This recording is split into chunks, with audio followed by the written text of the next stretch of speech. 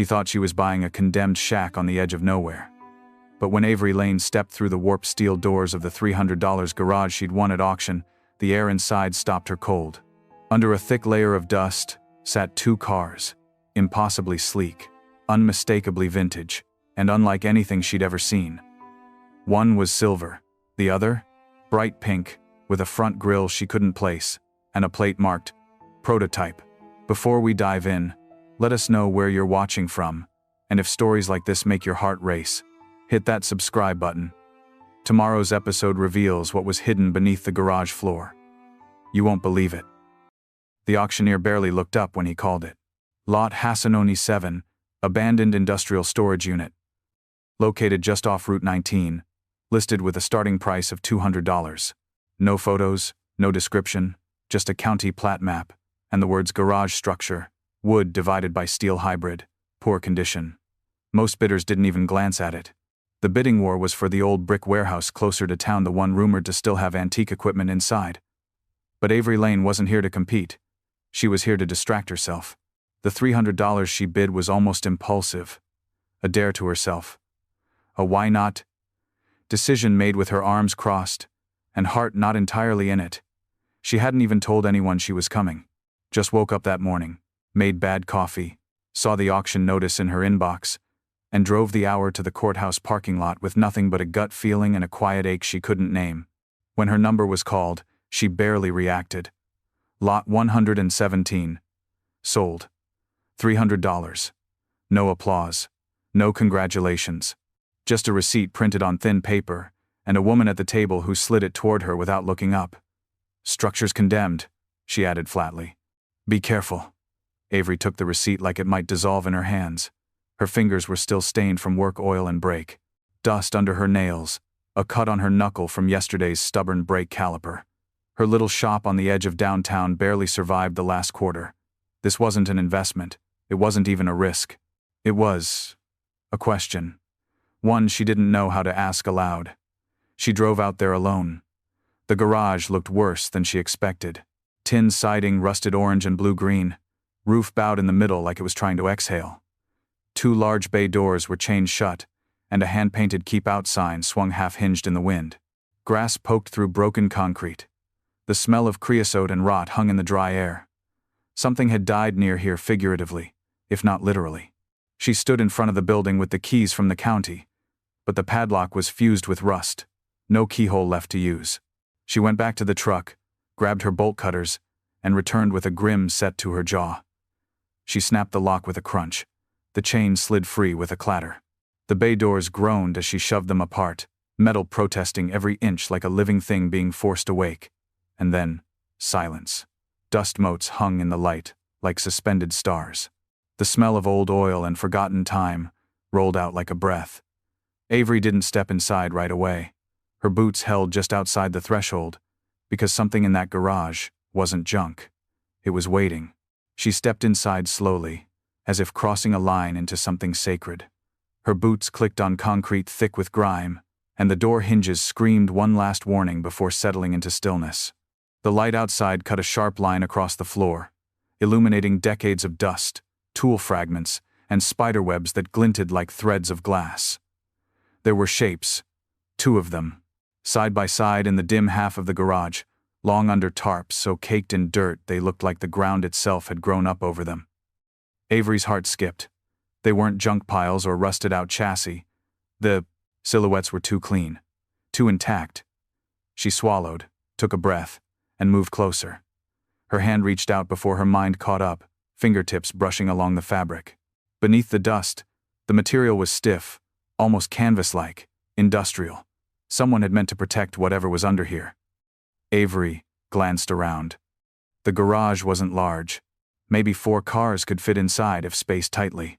The workbench along the left wall was cluttered with tools frozen in rust, ancient coffee cans of bolts, and one old thermos still standing like it expected its owner back any minute.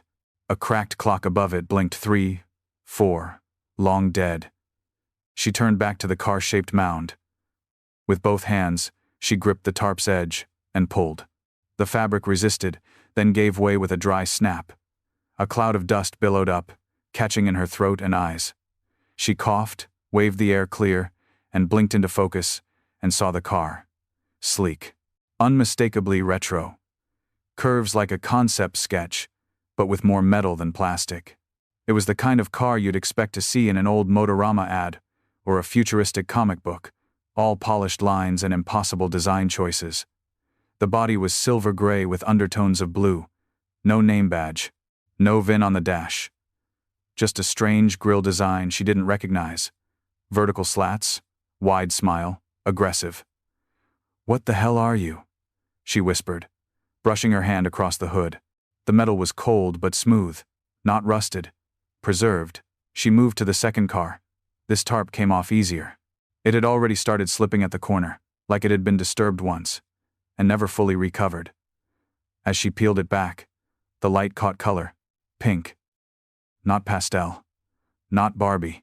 This was deep and candy bright, almost pearlescent. It shimmered as she stepped around it, highlighting muscular curves and that same wide, toothy grille. But this one had something else. A license plate.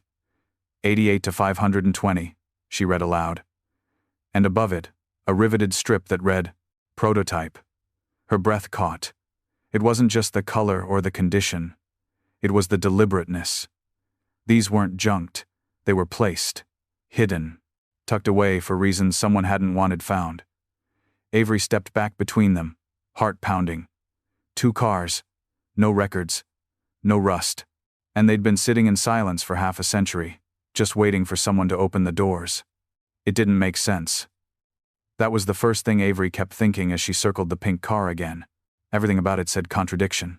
The lines were mid-century muscle bold, sweeping, unapologetic. But the details whispered something more advanced. Flush headlights, aerodynamic mirrors. Even the panel gaps were tighter than anything from the 60 seconds. It didn't match anything she'd seen before. And she had seen a lot.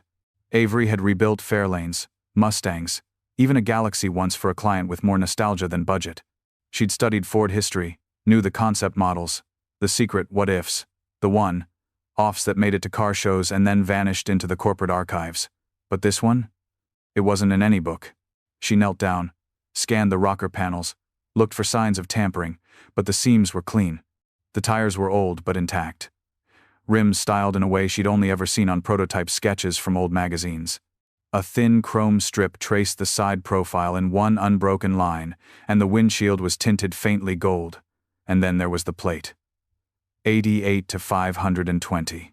She stared at it like it might reveal a clue if she squinted hard enough. The metal was heavy, not stamped like a normal state plate. More like something you'd use in-house. And that word above it, prototype, wasn't decorative. It was official. Riveted on. Black block letters on steel. Avery popped the driver's door. It hissed slightly, not from hydraulics, but from pressure long sealed. Inside, the cabin was shockingly well preserved. White leather seats with magenta piping. Brushed metal dash with no radio, no climate controls. Just a central dial cluster, and a thin strip of toggles labeled in simple block text. Start, charge, AUG, low mod. Low mod? She pressed her palm against the steering wheel. Oval-shaped, slightly squared off at the bottom, with no logo. The center cap was smooth, no horn, no emblem, just blank. She stepped around to the back, opened the trunk. Empty, except for a shallow compartment inset into the floor. She tugged it open. Inside was a dusty coverall folded tight, and a single manila envelope. On the outside, a number written in pencil, P.A. -2. Her chest tightened. She opened the envelope slowly, like it might vanish if she moved too fast. Inside were sketches blue-lined, hand-drawn, crisp with age, and one black and white photo. The same pink car, parked outside what looked like a wind tunnel. 2 men stood beside it in lab coats. One was pointing at the hood. The other looked at the camera. There was no caption, no date. Just a Ford logo on the building behind them. Avery set the envelope down, heart now thudding in her ears. This wasn't someone's abandoned custom job. This was bigger. Ford big. And if the PA -2 on the envelope was what it looked like, then the silver car sitting beside it might be. She turned slowly. There was only one way to find out. She didn't rush to the silver car. Not yet. The air in the garage had taken on a weight, like every movement meant more than it should. Avery stood still for a long moment, staring between the two cars. The two secrets, one wrapped in pink chrome dreams, the other still cloaked in canvas dust. Then she moved. The tarp on the silver car came off easier this time. Her hands were steadier, but her heart wasn't. As the fabric slid away, what emerged looked like the pink car's older, meaner brother. All sharp symmetry and cold elegance. Brushed silver, almost pewter in tone, with a matte finish that drank in the light instead of reflecting it. Same grille style. Same strange proportions, but this one felt more finished. Or maybe more deliberate. Where the pink prototype was flashy and experimental, this one seemed focused. It looked like it could have driven off the floor of a 1,960 seconds World's Fair pavilion and still turned heads in 2025. She circled it slowly, memorizing every contour. Its license plate read 88 to 519, and just above it prototype, again, riveted. Matching style. Same font, which meant this was PA-1. Avery exhaled. Project Aurora. The name echoed in her mind, like a ghost, just now given a voice. She returned to the workbench, swept away a thick layer of dust, and began opening drawers. Most were empty or filled with the usual garage leftovers: hose clamps, a cracked socket wrench, a sealed can of STP oil. But in the third drawer down, something shifted with weight. She pulled it open. Inside, 3 more manila envelopes. One labeled PA-1, engine schematics. Another marked wind tunnel results. And the last memo. Internal use only. She laid them out, one by one, her fingers tingling. The schematic folder was packed, old blueprints, graph paper covered in calculations. The drawings showed a powertrain unlike anything she'd seen from the era, labeled as hybrid, assisted combustion, decades before hybrids even existed outside of theory. The transmission notes included electric modulation language. The word regenerative was underlined in red ink. Her hands trembled. She opened the wind tunnel folder next. It was thinner, but inside were photographs, glossy, grainy shots of the silver prototype mounted on a rolling platform, with smoke trails pouring over the body. Notes were scribbled in the margins. Drag reduced. Lift acceptable. Side winds equals stable. Each one dated 1,968. Finally, the memo. She unfolded the typed document carefully. The letterhead said Ford Motor Company Advanced Vehicle Programs. It was a single-page internal note, dated July 2nd, 1969. Due to executive directive and budgetary constraints, Project Aurora is to be terminated effective immediately. All physical prototypes are to be destroyed or reassigned per internal scrapping protocol. No further development or public mention is authorized. Any staff retention of design materials will be grounds for dismissal. It was signed at the bottom. Avery's eyes narrowed on the name.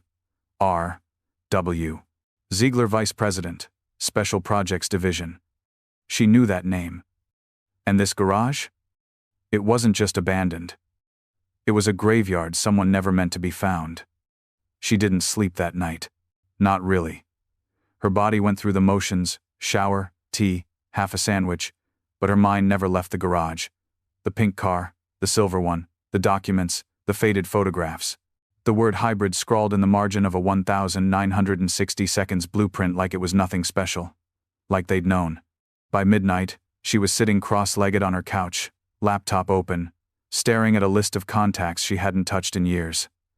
She clicked on one. Cal Becker. Interned at Ford Advanced Heritage back in college. Gearhead, historian, obsessed with obscure models. They'd worked on a Mustang rebuild together one summer in Tallahassee, and nearly burned down the shop trying to retrowire a Mach-E controller into a '69 coupe. They hadn't spoken in a year. But if anyone would recognize what she was sitting on, it was him. She sent a message. 3 photos. One of the pink car, one of the silver, and one of the memo. No text. No caption. Just the images. Then she waited. 10 minutes passed. Then 20. She almost gave up. And then her phone rang. "Are you screwing with me?" Cal's voice came through low and fast, somewhere between amazed and furious. "Where did you get those?" I bought a condemned garage outside of Birmingham. Paid $300. Silence. I'm driving there, he said. Tomorrow. Cal. No. You don't get it. I wrote a thesis on lost Ford prototypes. I've seen references to Project Aurora exactly twice in 5 years, and both were redacted. These cars don't exist. That memo, Ziegler? He was buried after he retired. The only thing anyone knows is that Aurora was a failed alt-fuel line, and Ford pretends it never happened. Avery leaned forward, her elbow on her knee. Why? Cal sighed. Because if those cars really worked, if they were what the rumors said they were, it would mean Ford had hybrid tech in 1968, before anyone else. And they scrapped it. Her stomach dropped. They'd have buried it, he continued. Hard. Think of the lawsuits, the credibility hit, the stockholder chaos, not to mention the oil industry breathing down their necks. I'm not posting anything, she said quickly. No social. Not yet. Good. Don't. There are collectors who would kill for these. Literally. And Ford Legal has a reputation. You didn't find cars, Avery. You found liabilities. The word hung between them. Then what do I do? I'll help you, Cal said. We need to ID them fully. Check for chassis codes, transmission numbers, anything they forgot to erase. But start small, quiet. And whatever you do, don't open that garage alone. She looked out her window. The garage was still there. Silent. Watching. Too late. She whispered. The next morning, Avery didn't go back to the garage right away. She sat on her porch, mug in hand, staring across the street as the neighborhood woke up.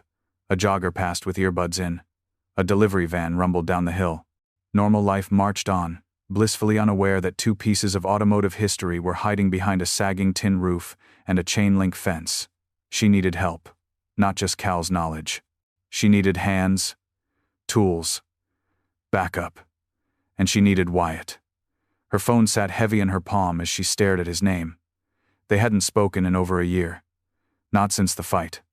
They'd both said things they shouldn't have about the shop, about their father's accident, about whether keeping Lane Auto open had been stubborn pride or a slow-motion collapse. He'd walked out, tossed his shop keys on the desk, and never came back. But he was still the best mechanic she knew. Avery didn't call. She got in her truck and drove. Wyatt was living in a rented duplex behind an auto parts store, fixing tractors and riding mowers for cash. When she pulled up, he was elbow-deep in a John Deere engine, grease up to his forearms. He looked up, wiped his hands, and raised an eyebrow. Didn't expect you. I bought a garage, she said. He snorted. What, like for storage? No. Like the whole thing. Building, land, everything. At a tax auction. He studied her face. Okay. What's in it? You wouldn't believe me. I might. She hesitated. 2 cars. No VINs. Ford prototypes from the late 60s. Hybrid tech. Sealed and hidden. His hands froze, mid-wipe. No, you didn't. She pulled the envelope from her bag, the one marked PA, -1, and passed it to him. He flipped through the sketches, the memo, the grainy photo of the pink car. When he looked up, the smirk was gone. You're serious? She nodded. And you want? What? My help? No, she said. Your hands. Your eyes. Your instinct. A pause. Then, softly, and your trust. He set the folder down, walked a slow circle around the mower, then leaned against it. You think this is real? I don't know what else it could be. He crossed his arms. If it is, this isn't just a Project Avenue. It's a powder keg. If Ford didn't want these cars seen, then why weren't they destroyed? She asked. Why stash them in a garage 300 miles from Dearborn? Why label them and file the documents and wrap them like someone expected them to be found? Wyatt looked away, the silence between them heavier than before. And then, without looking, back. Let me grab my tools. She didn't say thank you. Didn't need to. He knew. Because some bonds, even rusted and buried, could be rebuilt. Just like old cars. The garage felt different with Wyatt there. Less like a mystery, more like a mission. He stood just inside the doorway for a long moment, arms crossed, eyes narrowed, soaking it all in like a man scanning a wreck before deciding if it's worth saving. Then he whistled low. "Damn," he said. The pink prototype gleamed even under the dust. The sunlight sliced across the rear fender, catching the subtle shimmer of the finish. It wasn't bubblegum or lipstick, it was deeper. Something Ford would have never dared put on a showroom model in '68. It was confidence, turned into paint. "Looks like a Thunderbird met a spaceship," Wyatt muttered. Avery smirked. "I thought you might like her." He circled the car slowly. When he crouched to inspect the wheel wells, his expression changed not to awe, but recognition. "This trim," he said. "I've seen this design. Dad had a notebook. Sketches from old car shows. Concept stuff he used to cut out of magazines. I remember this arch. He drew it 3 or 4 times." She blinked. "You think he knew about Aurora?" Wyatt stood up, wiping his hands on a rag. "If he did, he never said. But he was obsessed with the weird stuff, canceled projects, abandoned ideas. He always said the best cars were the ones that never made it off the sketchpad." Avery crossed to the workbench. Her bag sat where she left it. She pulled out a faded, spiral-bound notebook, black with grease and age. Their father's handwriting, sharp and small, filled every page. Wyatt took it from her hands like it was sacred. He flipped through carefully. Near the back, he stopped. There, on a yellowing page, was a rough pencil sketch of a car. The shape was unmistakable, the grille, the windshield rake, the sleek, fastback silhouette. Beneath it, in small print, "Aurora?" Avery felt the air shift. "You think he knew?" she asked. "I think he heard whispers. Maybe saw it once. Maybe he was chasing a ghost." They were quiet after that. Just the ticking of an old clock that hadn't worked in years. Just 2 siblings, standing beside a car that shouldn't exist, realizing their father might have spent years dreaming about what they now had parked in front of them. Wyatt finally broke the silence. "Okay," he said. "First things first, we clean it. We treat it like any restoration. We take it apart, piece by piece. We photograph everything. Catalog it." Avery nodded. "And if Ford comes knocking?" He smirked. "Then we ask them why their fingerprints are all over, something they swore never existed." They got to work, together, and as Avery knelt to polish the chrome along the pink coupe's door, she caught her reflection for the first time. Not a mechanic, not a lost daughter, but something else. A keeper of secrets, and maybe a restorer of dreams. The deeper they went, the stranger it got. 3 days into the teardown, the pink prototype P.A.-2 was yielding its secrets like a time capsule. The leather upholstery had held up surprisingly well. The body panels were mostly untouched, and the undercarriage, while dusty, showed no signs of corrosion. But when they got to the engine bay, the momentum slammed to a halt.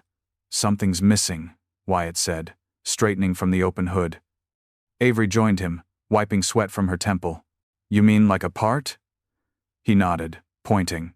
"There's a gap here where the alternator should be. But look at the brackets, this wasn't just any alternator. These are custom mounts. Precision stuff. And see that connector?" She leaned in. "That's not standard." "Nope. That's early generation electric feed. Thick gauge wire port. Whoever built this had a different power source in mind. Like a dual system. Gas and electric." Her mind raced. "Like a hybrid." "Exactly. But the hybrid tech in '68 wasn't even theory. Not publicly." Avery scanned the firewall. Stamped into the metal was a small tag that read V3EMOD, divided by alt-core followed by a serial number. "What if that part never existed outside this project?" she asked. "What if they built it custom and only once?" Wyatt whistled through his teeth. "Then we've got a hell of a problem." They tore through the filing cabinet again, this time focusing on anything that mentioned auxiliary power systems. In a folder marked Alt, divided by PWR config, they found sketches hand-drawn, oily fingerprints, still preserved on the edges. The diagrams showed something they'd never seen before. A compact alternator, generator hybrid unit designed to sit flush with the intake manifold, tied into a rudimentary battery array that had its own internal regulator. It was futuristic, clunky, but ambitious. Avery turned the sketch over. On the back, scribbled in faded blue ink, delivered to E. Monroe, Lot Hassan 4, Warehouse D. E. Monroe, she whispered. Do you recognize the name? Wyatt shook his head. They spent the rest of the day searching records.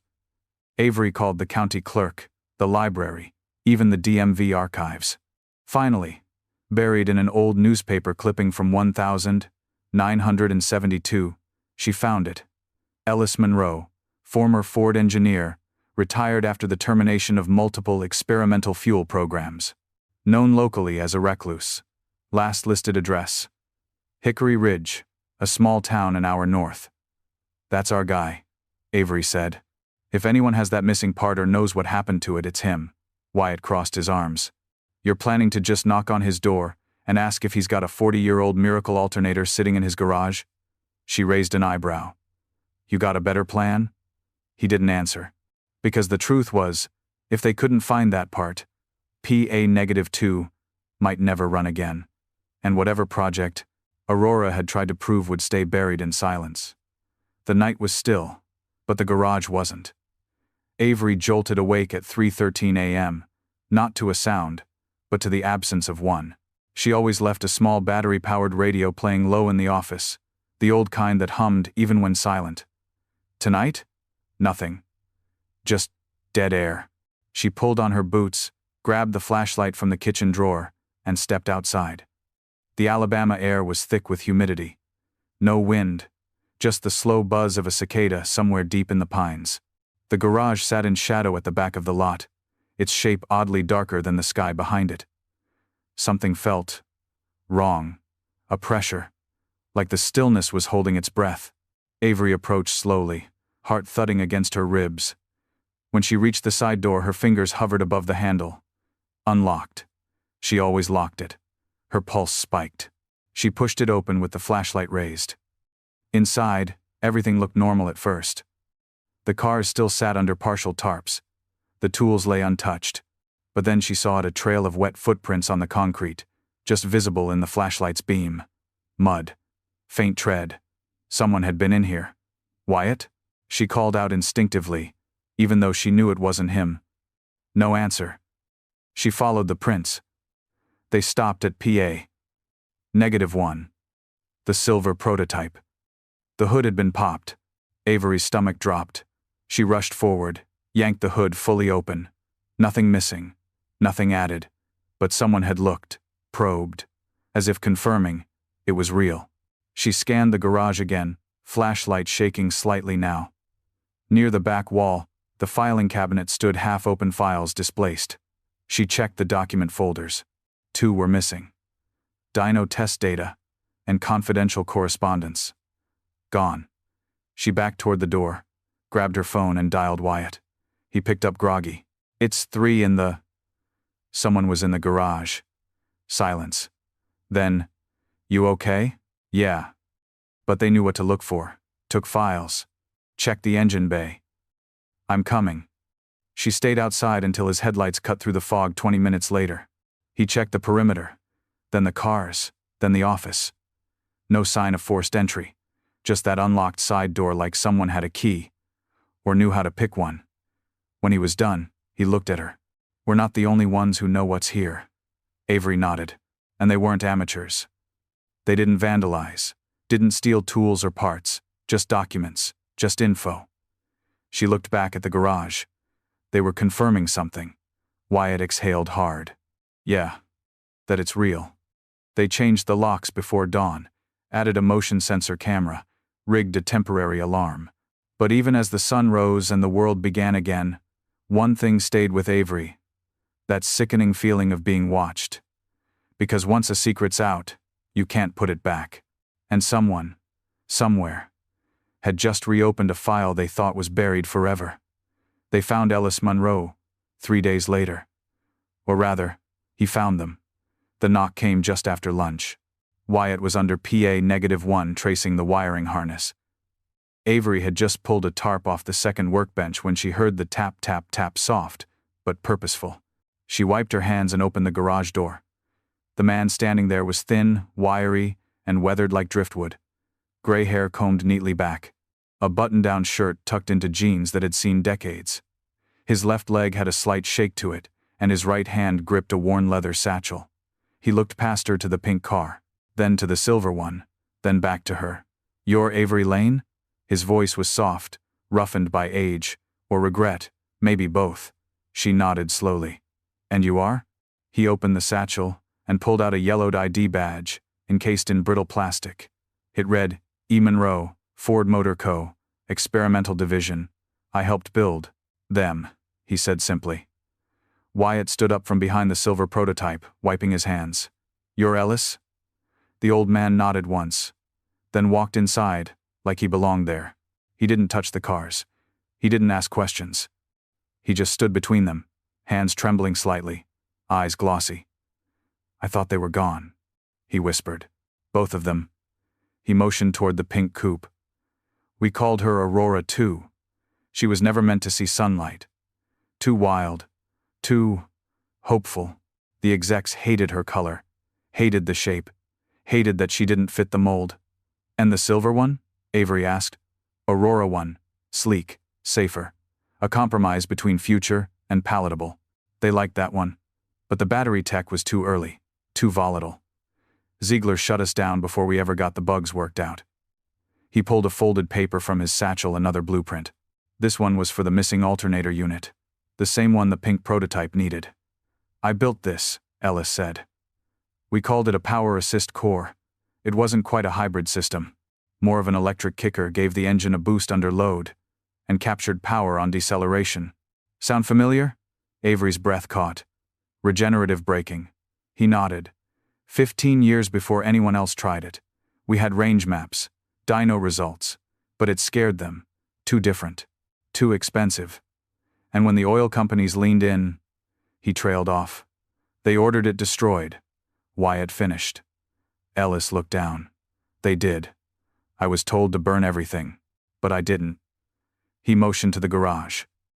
"I loaded the cars onto a flatbed at 2 a.m. and drove them south. This garage belonged to a friend, old racer. He owed me. No paperwork, no questions. I thought they'd be safe here." "You kept all this hidden? For 50 years?" Avery asked. His eyes glistened. "Because they mattered." He reached back into his satchel and pulled out a metal box. Opened it. Inside, wrapped in oilcloth and foam padding, was a compact, cylindrical unit with wiring looms and a tag that read, "Alt-Core 2.1. The last one," he said. "Still functional." And with that, Avery knew. The pink prototype could live again. They waited until dusk. Not because the car needed the cool air, but because some moments deserve the kind of lighting that feels like ceremony. Golden hour crept across the garage floor, painting the hood of the pink prototype in warm blush tones as Wyatt finished bolting in the last mount. Avery stood beside him, breath tight, wiping her palms on her jeans for the 5th time in 10 minutes. Ellis Monroe leaned over the fender, steadying himself with one hand. His other rested on the power assist core, now secured in place, gleaming softly, like it had waited decades for this. "It's not just a part," he said quietly. "It's a pulse." Avery turned the key. Nothing. For a moment, her heart plunged, then a faint click, a low hum, and then, the softest whir, like a breath catching in metal lungs. The instrument panel lit up. Just 2 lights. Green and amber. No dramatic display. No startup sequence. Just a quiet, polite confirmation that something beneath the skin had awakened. She looked at Wyatt. He nodded. "Try it." She pressed the ignition. The engine turned over once, twice. Then it caught, not with a roar, but with a purr. Deep and silky, like a cat stretching after a long sleep. The sound wasn't loud. It was refined, understated. But it vibrated through the floor and up into Avery's chest like a second heartbeat. "Oh my God," she whispered. "She's alive." The 3 of them stood in silence, listening. Not just to the engine, but to the implications. The car was operational. Not just restored. Functional. Avery pressed the accelerator gently. The engine responded immediately, the power curve smooth, effortless. No lag, no grind, just flow. Wyatt grinned. "That's not a combustion-only system. That's hybrid assistance. It's giving you torque even before the engine catches up. Ellis had tears in his eyes. She runs cleaner than anything we ever tested, he said. And we didn't have computers or digital control units. Just instinct and ambition. Avery looked at the door. Let's take her out. No plates, Wyatt warned. No cops after sunset, she shot back. They pushed open the garage doors and rolled her out. The dusk wrapped around the car like it belonged there. The pink finish turned iridescent under the fading sky. Not loud, not garish, just otherworldly. Avery slipped behind the wheel. It felt natural. Not like driving something old. Like slipping into a story already in progress. She eased her foot onto the gas. The prototype crept forward, smooth and whisper silent, coasting onto the road like it had never stopped moving. Wyatt watched her go, hands on his hips. She's not just driving that car, he said. Ellis nodded. She's finishing something that was never supposed to die. And somewhere, deep in the engine bay, 50 years of silence gave way to motion. Avery returned to the garage just before midnight, the pink prototype humming softly beneath her. It didn't feel like a test drive. It felt like a handshake across time, a quiet agreement between past and present. The kind of thing you don't explain. You just feel. She parked gently and shut it down. The silence that followed wasn't empty. It was reverent. Inside, Wyatt and Ellis were at the workbench, hunched over a metal box Ellis had kept hidden in the trunk of his old truck. You said you'd seen everything, Wyatt said. But you didn't mention this. I wanted to make sure it still existed first, Ellis replied. Wasn't sure if moisture got to it. He looked up when Avery entered, eyes bright. She ran? She floated, Avery said with a grin. Like she knew the road. Ellis nodded, satisfied. Then he tapped the lid of the metal box. There's something else you need to see. He opened it. Inside was a thin folder marked, Classified. Internal use only in red block letters. The Ford logo in the top left corner was old, a variant Avery had only seen in archival footage and print ads. Ellis unfolded the documents with care, like opening a wound. The first page was a memo, not a cancellation like before, but an overview. A proposal. Typed in crisp courier font. Project Aurora, executive briefing. Dated April 1967. In anticipation of long-term resource instability, emerging environmental concerns, and global market pressures, Project Aurora will pursue the development of hybrid electric vehicle prototypes with regenerative energy systems and advanced aerodynamic profiles. It wasn't a pipe dream. It wasn't some underground side project. It had been official. There were 5 prototypes in total, Ellis explained. Only 2 made it to completion. Yours. The others were dismantled when the funding was cut. He handed her a photo, a grainy shot of the pink and silver cars parked side by side under massive studio lights. Engineers and executives circled them. A man in a dark suit stood dead center, arms crossed. That's Ziegler, Ellis said. He saw the potential. But when oil pressure groups pushed back when the board caught wind, he folded. Avery flipped to the next document. It was a letter, hand, signed, addressed to Aurora Engineering Team. We recognize the brilliance of this project and the vision it represents. However, the market is not ready, nor are we, politically. You are instructed to dismantle the work, but know this: history has a strange way of circling back. One day, the world will wish we hadn't stopped. It was signed by Henry Ford II. Avery stared at the ink. Wyatt leaned in. You're telling me the head of the company regretted it? Ellis nodded. He couldn't say it outright, but that letter got passed around like a whisper. Hope, under threat. Avery looked at the folder. Why keep it? Because some things are worth remembering, Ellis said, especially the ones they tried to erase. She closed the folder gently. Because now, forgetting wasn't an option. By the end of the week, the story had slipped out. Not online, not yet. But word of mouth travels fast in small towns, especially when someone sees a hot pink prototype Ford quietly gliding past the Piggly Wiggly, like it rolled out of a sci-fi time capsule. People began stopping by the garage. Locals first. Then collectors. Then, finally, a man in a charcoal suit with a Detroit badge on his lapel. Ford had noticed. The representative was polite, friendly, even. Said he was from Historical Assets and Heritage Recovery. Said the company was thrilled to hear about the discovery. Said they'd love to evaluate the vehicles and documentation for possible preservation under the Ford Heritage Collection. Translation: they wanted the cars back. Avery offered him coffee, then told him the cars weren't for sale. The next day, a collector from Texas called with an offer. $1.2 million for just the pink prototype. The day after that, a museum in Germany reached out, requesting a digital archive of every document they'd uncovered, and offering a blank check for physical custody. Wyatt stood in the garage, watching the pink and silver twins gleam beneath the overhead lights. Crazy how fast the world remembers something it tried to forget, he muttered. Avery didn't respond. She was staring at the manila folder from Ellis, open in her hands. The Henry Ford II letter, the sketches, the dyno results. All of it meant something now. Not just historically. Personally. Wyatt finally asked the question neither of them had said out loud. So, what are we doing? She looked up. He continued. We could sell them. Just one. Would set you up for life. Hell, set both of us up. Pay off Dad's debts. Save the shop. Fund 10 more like it. I know. But, she exhaled. But once they're gone, they're gone. They'll sit in some temperature-controlled box behind velvet ropes. No one will ever drive them again. No one will feel what I felt that night. Wyatt rubbed the back of his neck. I get it. But it's a lot to walk away from. She looked at him, really looked at him, and saw the same fire in his eyes that had been in hers the first time she held a wrench as a kid beside their dad. Sometimes value isn't in the price, she said softly. It's in the purpose. He smiled. Dad would have said the same thing. That night, they drafted a letter to the local automotive museum not to sell, but to loan.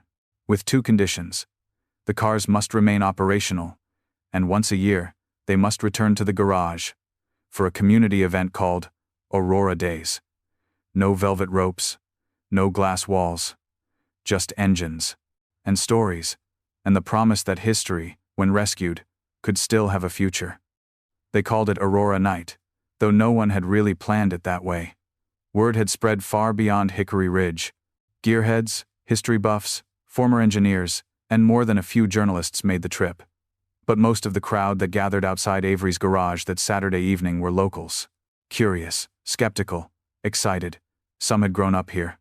Some had passed that rusted garage 1,000 times and never imagined what slept behind its doors. By 7 o'clock, cars lined both sides of the old county road. Lawn chairs dotted the gravel shoulder. Someone rolled up with a food truck, selling barbecue and bottled cokes. Kids chased each other with flashlights. The air buzzed with questions and nostalgia, even among those who had no idea what they were about to see. At 7:15, Avery stepped outside, clipboard in hand, grease still under her nails. She wasn't wearing anything fancy, just a clean shop shirt, faded jeans, and a pair of boots her dad once wore to car shows. Wyatt stood behind her, one hand on the garage door pulley. You ready? He asked. She nodded. He gave the rope a tug. The doors rolled open slow, deliberately. Gasps rippled through the crowd. Phones rose. Conversations dropped. For a heartbeat, even the insects seemed to fall silent. Under the garage lights, the 2 prototypes gleamed like time machines. PA. -1-inch brushed silver, elegant and composed. P. A. -2 inches deep pearl pink, unapologetic and radiant. Avery stepped forward, voice steady despite the lump in her throat. These cars were built in 1968, she began. Not for market, not for profit, but for possibility. They were part of a secret project called Aurora, and for over 50 years, they sat forgotten behind these doors. She paused, letting the weight of it settle. They were supposed to be destroyed.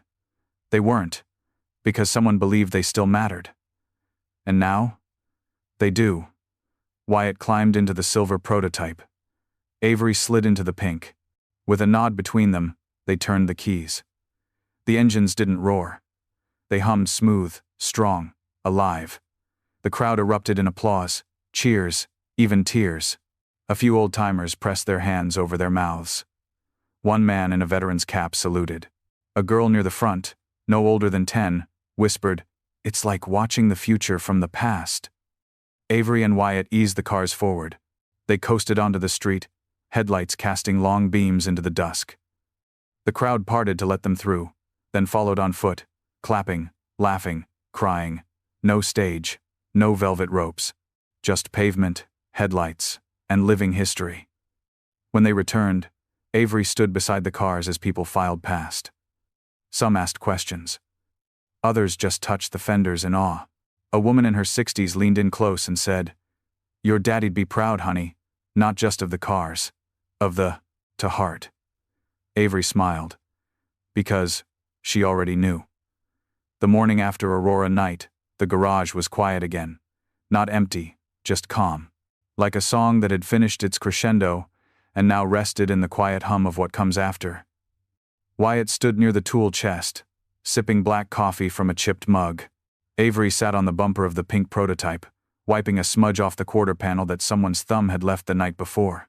Outside, the Alabama sun was just rising, laying down soft gold across the hood of the silver car. "They're ready," Wyatt said. Avery didn't look up. "They already were." He nodded. They spent the day double-checking everything. Fluids, torque specs, wiring harnesses, bolt tightness, tire pressure. It was meticulous work not because the cars needed it, but because they needed it. There was something sacred about preparing machines that were never meant to move again. By afternoon, the museum crew arrived 2 trailers, a driver named Wes who was more reverent than Avery expected, and a curator who kept shaking his head in disbelief like he couldn't fully process what he was seeing. "You're really handing them over?" he asked. "For now," Avery said, "with conditions." He nodded. "They'll be in motion every year, just like you asked, and we'll rotate the documentation through display. They're not just for looking at," she added. "They're for remembering." The pink prototype rolled into the trailer first. Avery watched it disappear slowly into shadow, each inch like saying goodbye to a part of herself. Then, the silver followed. When the doors closed, she stood in silence for a long time. Wyatt placed a hand on her shoulder. "We did good." She looked up at him, tired, but grounded. "We did right." That evening, when the sun dipped low and the sky turned indigo, they pulled out the last envelope from Ellis Monroe's box. Inside were 3 final sketches.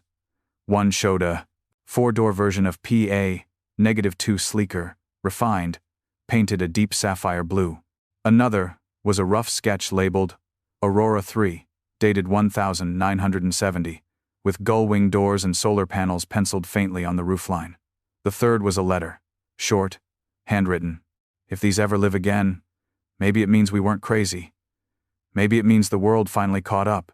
If anyone finds them, tell them we dreamed big not for money, not for fame, but because we believed cars could be better, cleaner, smarter, kinder, and maybe, just maybe, the road isn't finished yet. Ellis M." Avery folded it carefully and slipped it into the shop's fireproof safe alongside her dad's notebook and the original Project Aurora memo. Wyatt handed her the shop keys as they locked up for the night. "So," he said, "what now?" Avery smiled faintly, locking the door with a quiet click. "Now," she said, "we build something new." The garage didn't stay quiet for long. Word kept spreading through auto forums, museum newsletters, even an editorial in Car and Driver titled "The Ghosts of Ford's Future." Emails poured in. Enthusiasts, engineers, historians, even a retired executive who once worked under Ziegler, sent a message with just 4 words. "Thank you for remembering." But for Avery, the real change wasn't online. It was in the shop. People started showing up not to gawk, but to learn. A high school senior with grease on her jeans asked if she could intern. A retired mechanic from Montgomery offered to help rebuild a forgotten 1941 pickup sitting under a tarp out back.